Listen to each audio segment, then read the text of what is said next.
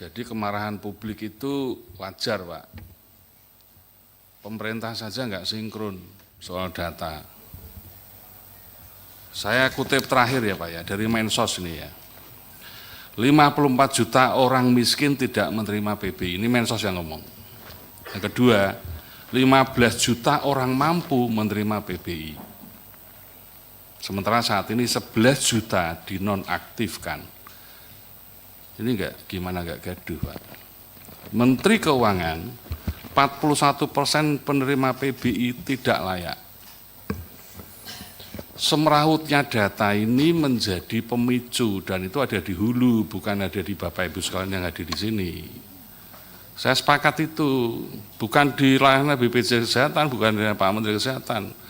Jadi sebetulnya kalau hari ini mau diselesaikan secara utuh ya BPS, Kemensos, Kemenq, Mendagri itu yang tanggung jawab.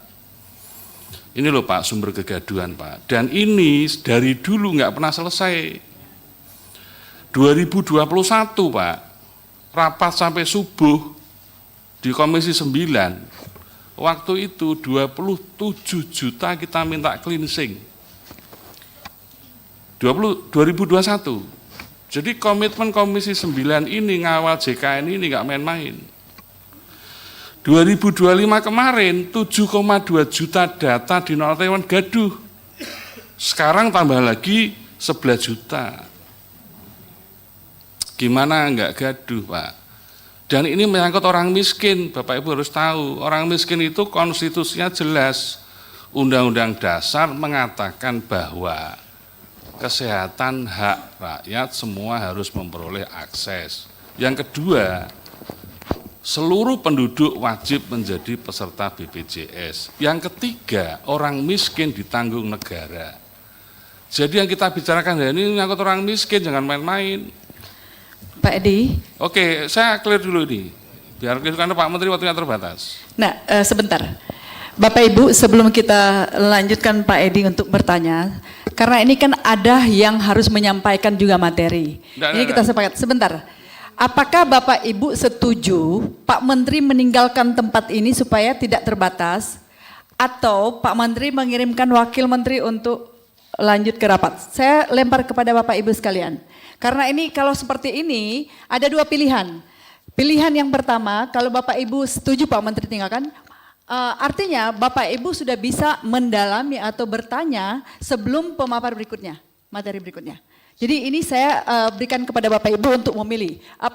Apakah Pak Menteri tetap di tempat dan kita lanjutkan untuk pemaparan materi dari Ketua DJSN, Dewan Pengawas dan Direktur Utama BPJS, atau pertanyaan kita berikan saat ini sebelum Pak Menteri meninggalkan tempat ini. Kami persilakan Bapak Ibu sekalian. Izin pimpinan, usul Pak Menteri dituntaskan berdiskusi dengan Komisi 9, nanti narasumber yang lain melanjutkan presentasi dan diskusi dengan Komisi 9. Jadi untuk tidak meninggalkan tempat saat ini, karena kalaupun nanti dipersilahkan meninggalkan tempat, khawatir kesininya juga beliau rapatnya juga sampai jam berapa kita tidak paham ya. Jadi lanjut saja, sekarang tidak harus menghadirkan Pak Wamen, kita cukup dengan Pak Menteri langsung yang sebagai yang punya kewenangan lebih ya terintegrasi. Makasih. Baik, artinya Pak Menteri diizinkan ketika sudah menjawab seluruh pertanyaan dari teman-teman. Bapak Ibu setujukah apa yang disampaikan?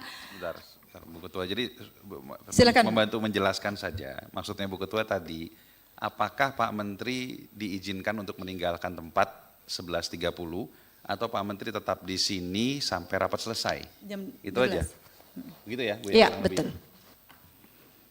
Kami berikan pilihan ini kepada Bapak Ibu sekalian. Kami persilakan. Kalau tadi Pak Riyad sudah sampaikan, artinya mengizinkan Pak Menteri meninggalkan tempat ini, tapi menjawab dulu seluruh pertanyaan dari teman-teman yang hadir pada saat ini. Kami persilakan Bapak Ibu yang lain. Boleh, saya menyampaikan sedikit Bapak Ibu.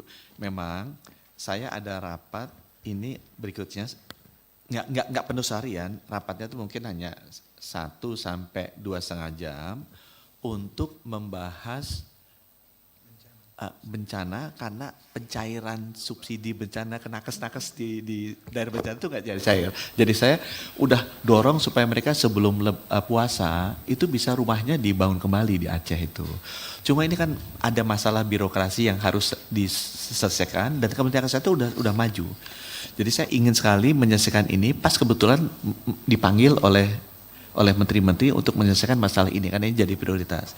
Yang saya sebenarnya usulkan tadi ke Pak Ketua, saya minta izin jelaskan ke Bapak Ibu adalah saya nanti kalau boleh sampai 11.30 saya di sini, saya terima semua pertanyaan, saya jawab.